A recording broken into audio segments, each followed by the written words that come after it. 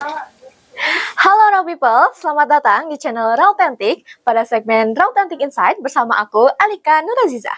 Hari ini aku lagi ada di tempat foto studio nih, tepatnya di Rawabadak. Nah, di segmen kali ini kita bakalan ngobrol-ngobrol bareng ownernya dan kita juga bakalan lihat apa aja yang ada di dalam foto studio ini. Nah, kita udah bareng nih sama ownernya. Yuk kita kenalan. Boleh dong Kang, kenalin dulu siapa namanya dan apa usaha foto studionya. Oke, nama saya Adi Pranata ST. Kebetulan saya juga alumni dari Universitas Subang. Ini kan Universitas Subang ya? Iya, Cuman aku angkatan pertama. Oh, angkatan pertama. Angkatan pertama, ya. Jadi kalau seriesnya tuh disnatalisnya sesuatu pertama gitu. Pertama banget Universitas Subang keluar gitu ya. Jadi saya alumninya. Nah, kebetulan dari Unsub itu kalau dulu kan masih STT ya kalau awal aku kuliah tuh, karena belum ini. Begitu pas lulus aku jadi Universitas Subang. Waktu itu ngambil di jurusan Teknik Elektro. Dari Teknik Elektro itu kebetulan juga senang-senang di bidang elektro, terus agak sedikit suka dengan dokumentasi kayak gitu. Yang akhirnya saya terjunnya di fotografi. Dan saat ini usahanya di percetakan, studio, sama ya tetap di fotografi itu. Ya, studionya di Shutter Magic Studio. Ya, salam kenal ya Kang Adi. Mangga, aku mangga, Alika ya. Nuraziza dari Universitas Subang, Fakultas Ilmu Komunikasi. Nah, kalau misalnya kita flashback sedikit nih Kang, sebenarnya apa sih yang bikin Akang tuh tertarik buat bikin foto studio usaha ini? Oke, ya mungkin karena kita udah terjun di bisnis ini ya awalnya. Ini termasuknya pengembangan mungkin ya.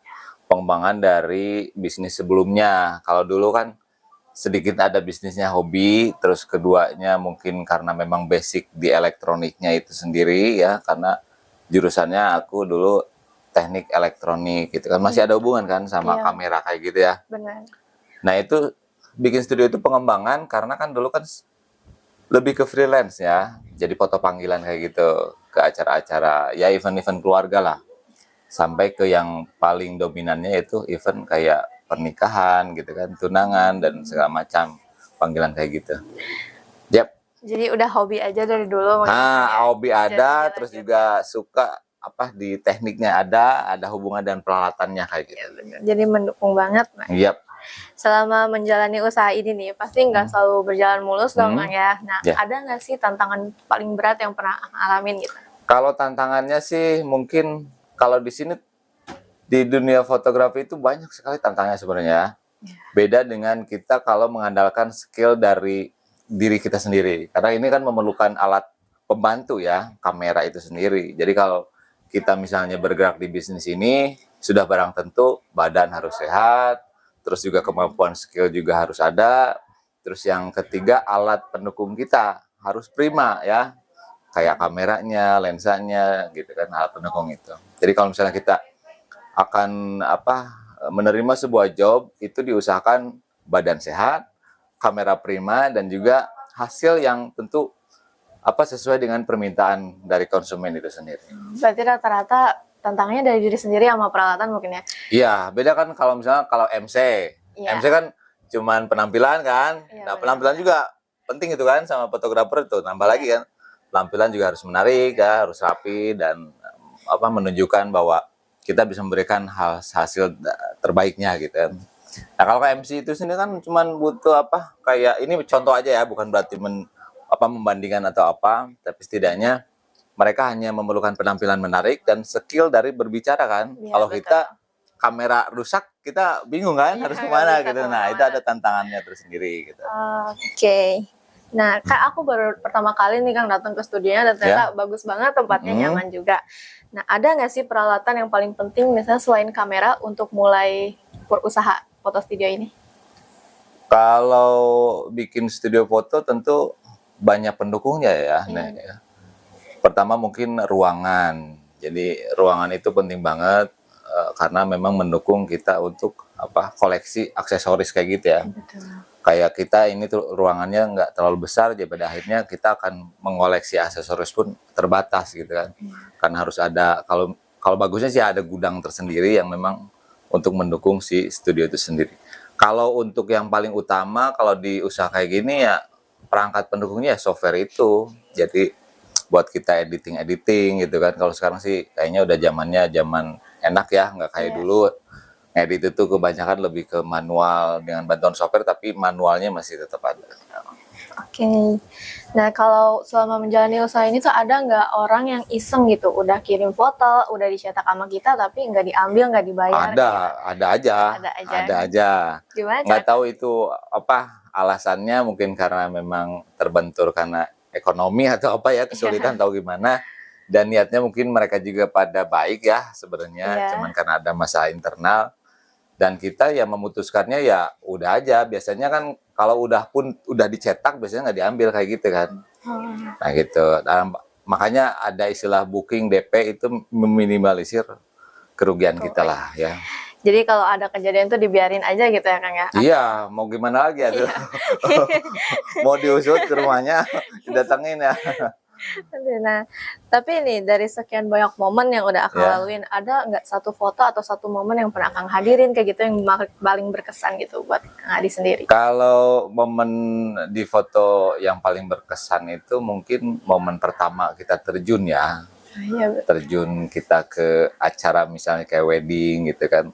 Pertama kita menghadapi konsumen secara langsung gitu ya, mempraktekkan apa yang kita skill kita ada gitu kan. Karena kan berhadapan dengan orang di depan kita itu kan membutuhkan kemampuan, keberanian gitu ya. Antara ide di kepala kita dengan apa yang ingin kita hasilkan itu kan harus komunikasi. betul. Nah, makanya pentingnya komunikasi itu ya itu dia tadi, biar bisa bekerja sama agar dapat menghasilkan sebuah foto hasil yang terbaiknya gitu. Ya itu keringat dingin Neng waktu itu. Baru Keringat pertama dingin kali gitu ya. kan. Wah, wajah gitulah. Gugup Sampai nervous. suka bikin, kalau dulu kan nggak ada ya istilahnya. Kalau sekarang kan smartphone sekarang kan gampang ya. Kayak AI. kita lihat-lihat apa gitu ya, sampel-sampel foto, pose gitu iya. kan di Instagram atau di mana gitu. Kalau dulu enggak, dulu tuh si foto-foto yang sampel-sampel itu tuh kita print kecil-kecil gitu ya, dicetak Oh, kecil-kecil. iya. Nah, kita ngelihatnya di situ kalau lupa. Awal-awal kayak gitu. Iya. Karena kalau udah berhadapan sama orang yang mau kita gayain itu kan hilang semua ya. Iya benar. Karena nervous dan gugup lah kayak gitu. Oke.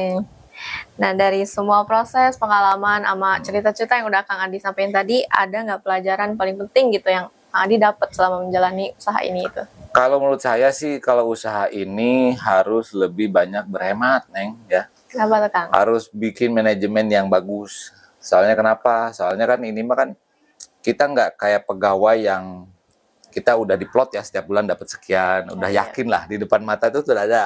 Iya. Kalau ini kan besok tuh ada nggak sih yang memakai jasa kita gitu kan? Jadi masih buram kan seperti itu. Nggak tentu ya. Nah, ada juga kepastian, pasti kita dapat punya job gitu kan, bahkan rame itu di bulan-bulan kayak bulan hajat gitu ya, Raya Agung kalau di kitanya gitu, bulan-bulan itu biasanya mau nggak mau fotografer nganggur apapun pasti kepake aja di bulan-bulan itu mah gitu Iya, ya. iya. Nah, kayak gitu. Nah, di saat rame itu harus bisa kita memanage keuangan. Di saat kita sepi, kita berarti ngambil uang yang di saat rame ini gitu. Jadi benar-benar harus memanage penghasilan gitu.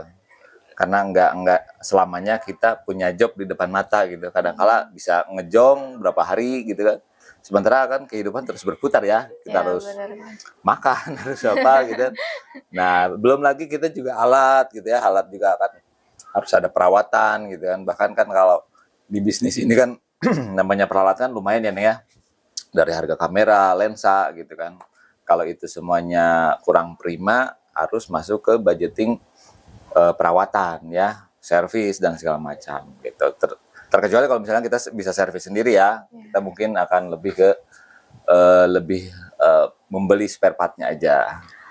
Baik, nah terakhir nih Kang, buat teman-teman kita, khususnya kayak raw people, anak-anak Fakultas Ilmu Komunikasi, atau mahasiswa yang lain, yang sebenarnya tuh pengen banget mulai usaha foto studio ini, tapi mereka tuh kayak masih takut, ragu, sama malu. Apa sih pesan yang bisa Kang sampaikan buat teman-teman? Oh iya, pertama mungkin kemampuan kita dulu ya Neng ya, kemauan kita. Benar nggak sih kita emang di dunia ini gitu kan, di dunia maksudnya di bidang ini ya, di bidang foto ini gitu. Terus yang kedua modalnya gitu kan. Nah setelah kita ada kemauan dan modal ada, yang tentu kita akan mencoba untuk memproduksinya. menjalankannya gitu kan, menjalankan terus promosi, yaitu komunikasi itu kita menggunakan media sosial dan segala macam gitu kan. Nah, kita bikin sampel-sampel apalah. Dan memang sekarang memang zamannya konten ya. Semuanya dibikin konten untuk berpromosi lah kayak gitu. Banyak dukungan lah kalau sekarang. Kalau dulu mah lebih manual dukungannya, jadi dari orang ke orang biasanya kalau dulu kan. Nggak apa, kurang begitu masif yang namanya media sosial. Ya intinya mah konsisten aja lah semuanya juga.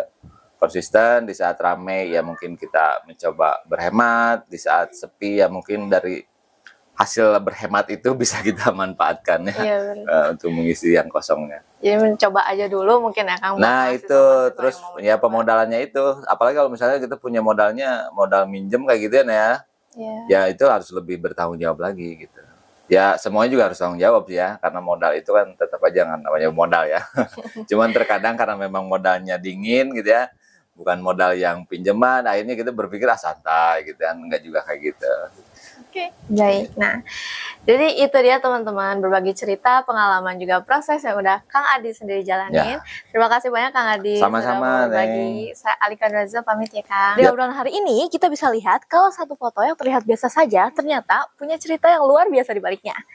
Nah, semoga cerita dari Kang Adi tadi menjadi inspirasi dan membuka sudut pandang baru buat teman-teman semua. Aku Alika Nuraziza pamit. Jangan lupa like, comment, share, and subscribe. Sampai jumpa di segmen Raw Authentic Insight selanjutnya.